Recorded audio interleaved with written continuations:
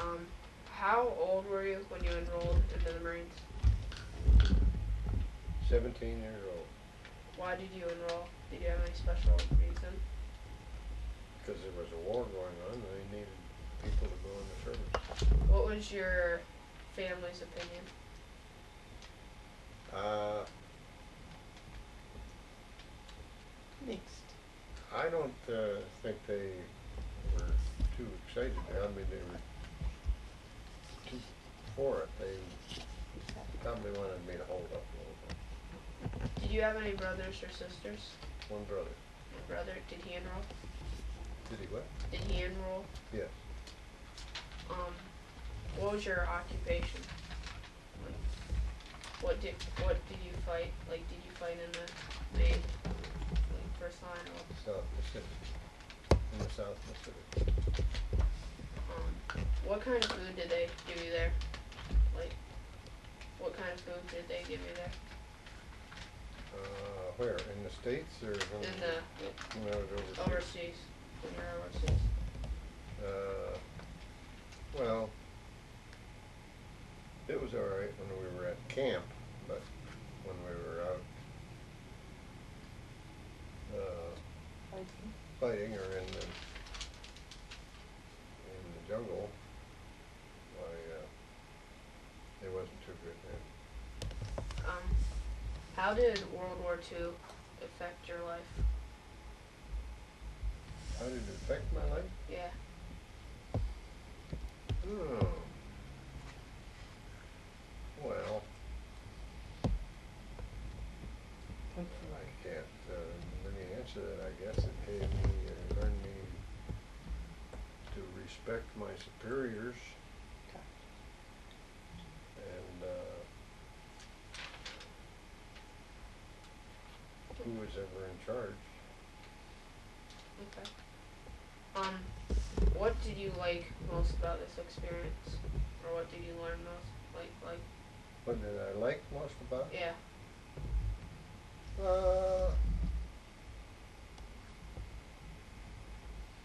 Well, probably the best part of it was when I was discharged, getting out. Okay. Did it? How long were you fighting? Like, how long? Well,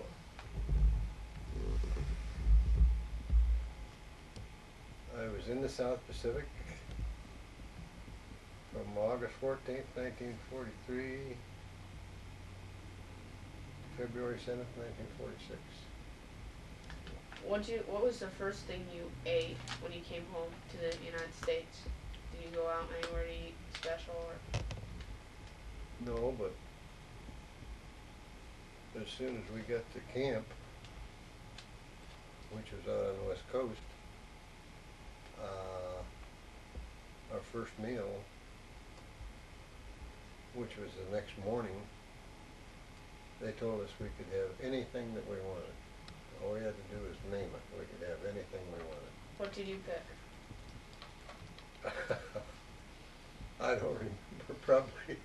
Probably some oatmeal. That's what I eat every morning, is some oatmeal. I really don't remember what I ate. Okay, like, when you got out of the Army, what was the first thing you did? Did you go I didn't get out of the job? Army. I mean, Marines. What was the first thing you did? What was the first thing, what? You did. Did you go apply for a job, or did you go? Yeah, I did. I went to work,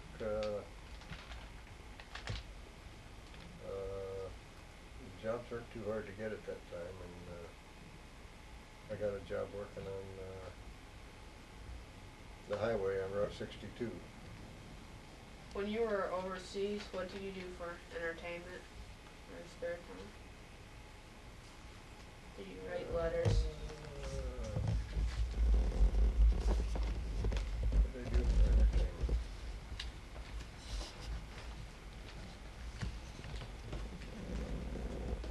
Well, I don't think there was too much entertainment for us. Staying alive. After we secured the island, and then we kept going out on patrols, and one once it was secure a couple of times. A few times we did go down to the beach, What island were you on? the island of Guam.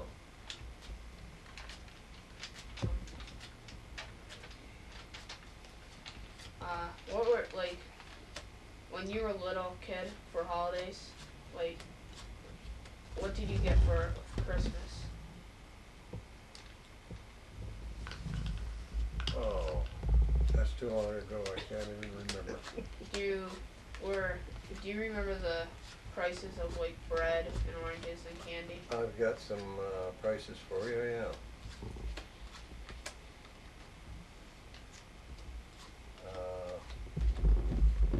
The average income of the family then, at that time, was $2,239.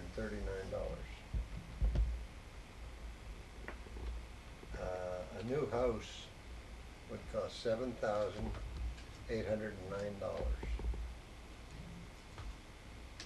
A loaf of bread was 9 cents. A gallon of gasoline was 12 cents. A gallon of milk was 56 cents.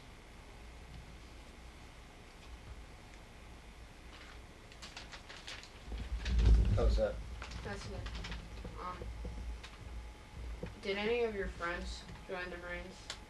Did you and your friends join together? I had one friend in the little town where we lived that I tried to get to join the Marines with me, and he held off and held off, and as a matter of fact, when I went in, I had to go to Buffalo to get on the train to go to Parris Island.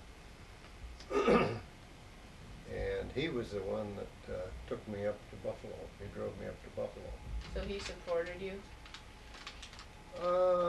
Yeah, but I was disappointed because I couldn't get him to come with me. I couldn't get him to join at that time. And he did join later. He went in the Marines later. And he had to stay in. And the Korean War come on, and he was over in Korea fighting. And he got his leg all shot up. And matter of fact, he lives over at Enterprise, and we made a special trip over here just a couple weeks ago to see him. And I wonder if he'd have enlisted when I went in, and if we could have stuck together, why, just maybe he'd have been all right. I don't know. Do you have any early training? Like in the Marines today, they have some training programs you can take. Before you go in, you mean? Yeah. No. No, you just went in and what kind of, like, were you over there for holidays? Oh yeah. What kind of food did you have for holidays? Like, Well, there again, it depended on if you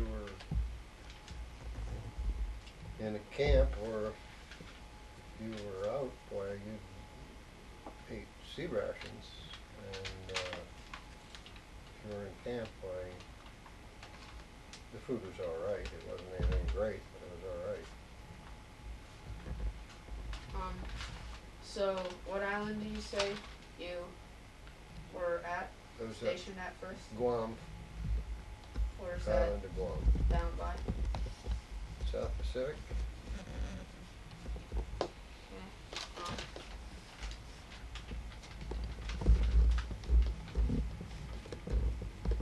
Did you receive any medals while you're in the war for any special duties or anything? Just for the area that I was in, that was all. Just What was your most memorable, like, do you have any funny stories or any stories, like, special stories that happened while you were there?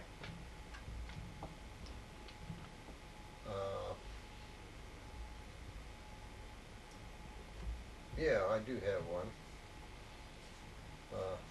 After the campaign on Guam. I guess it was after the campaign on Iwo Jima. They wanted me to go to a rest area, rest camp, rehabilitation camp. And I told the gunny sergeant that I didn't want to go. And he said, well, he was kind of disappointed, and he just kind of let it go. And a couple days later, he came back and he said, "Are you sure you don't want to go down there to the rest camp?" And I said, "No, sir, I don't." And he said, "Well, I've got another job. Would you consider, how would you like to drive for the colonel?" And I said, that sounds great, I'll take that. So I drove for this lieutenant colonel, and one night, he had to go to a big meeting and meet with a bunch of other officers, and I had to sit there in the Jeep and wait for him, and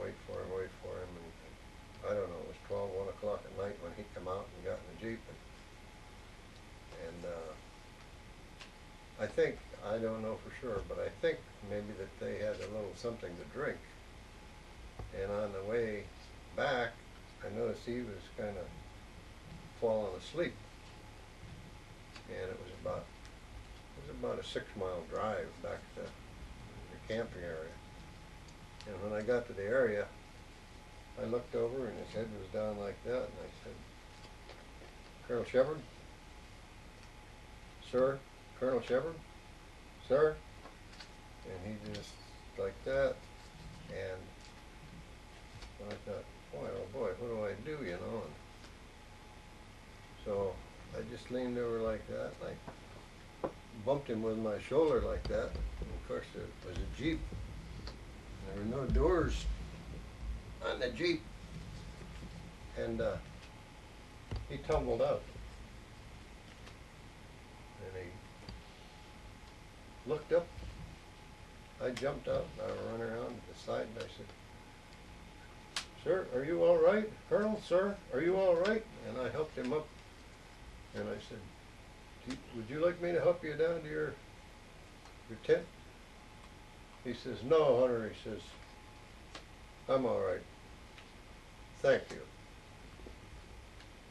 And I said, "Good night, sir, good night, sir." And that was the end of that. When you were little or after the war, what did you guys wear? Were there any like special clothes that you wore that were popular, or? After the war? Yeah.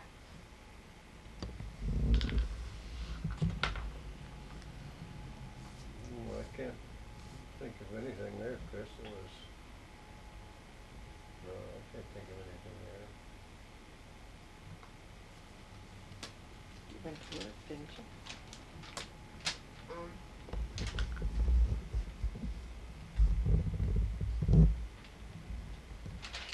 Okay.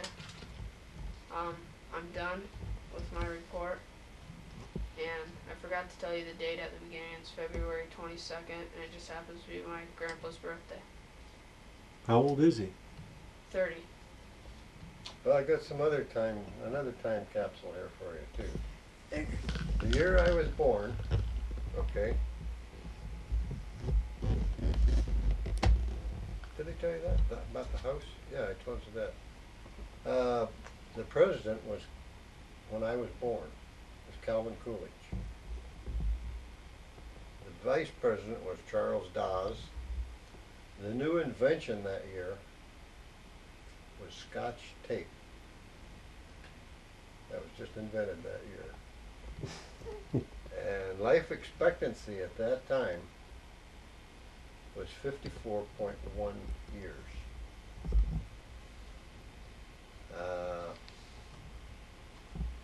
I don't know if that's any interest to you or not, but there it is. Alright, thanks.